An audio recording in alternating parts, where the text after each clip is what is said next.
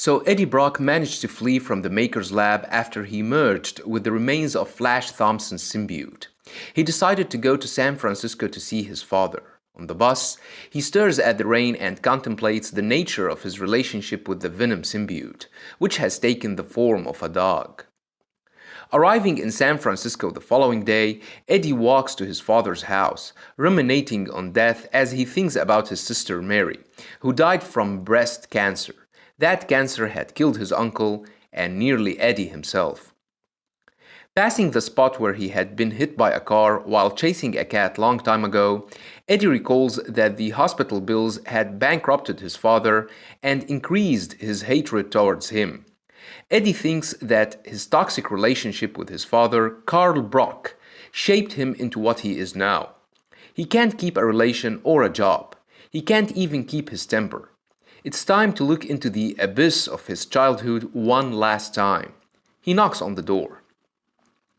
Carl Brock opens the door and yells at Eddie to leave, or he will call the police. Carl snaps that Eddie has no right to be there after he showed up the month before pursued by the government agents. Thinking that Eddie is being chased by the police again, Carl berates him before Eddie yells at him to shut up, and that he doesn't want anything from him. Apologizing for his outburst, Eddie states that he doesn't know why he came to Carl's house last month. But his father snaps that this house is not Eddie's home, and that he has brought nothing but pain, misery, and shame to his family. Saying that he wants no part of Eddie or the delusional life he has been living, Carl snaps that Eddie is not his son. Eddie says that he knows that Carl hates him, but he is all Eddie has, and that he wants to try starting over after the death of his mother, Mary, and Anne. Carl asks who Mary is, wondering if she is some prostitute whose life has been ruined by Eddie. Eddie states that Mary is his sister, but Carl says that he never had a daughter. As Carl closes the door, Eddie tries to hold it open, demanding to know why his father would say that. Carl punches Eddie in the face and tells him to leave. Enraged by its host being attacked, the Venom symbiote transforms into a massive maw and tries to devour Carl, who gets into the house and slams the door, calling the police. Eddie tries to hold Venom back, begging it not to kill his father, but it rips through the door. Just as it's about to eat Carl, Dylan Brock comes downstairs to see what's going on. Shocked by Dylan calling Carl dad, Eddie finally manages to restrain the symbiote, staggering away and apologizing. Carl yells at Eddie to run away like he always does.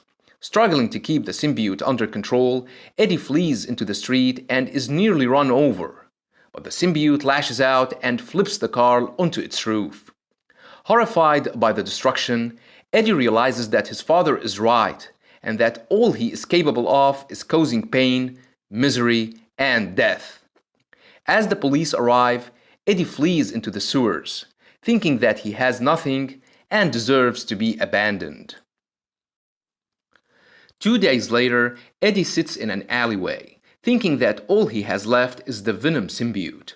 As a coin lands in front of him, Eddie picks it up and suddenly coughs blood. He feels that his body is rotting from the inside. He has been coughing blood for the last 2 days. As he begs the symbiote to help him, a voice addresses him and asks if he is Eddie Brock. Looking up, Eddie sees Dylan Brock standing nearby. He says that he recognizes Eddie as the man who came to his house the other day and asks if he is Venom. Dylan steps forward and reveals that the right side of his face is badly bruised, with one eye swollen shut. Dylan tells Eddie that they need to kill their father.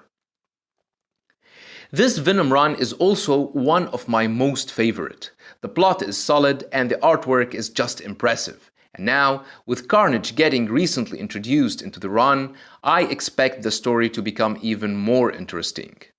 That was all for this video. Don't forget to subscribe, share, and like. Thanks for watching, and have a nice one.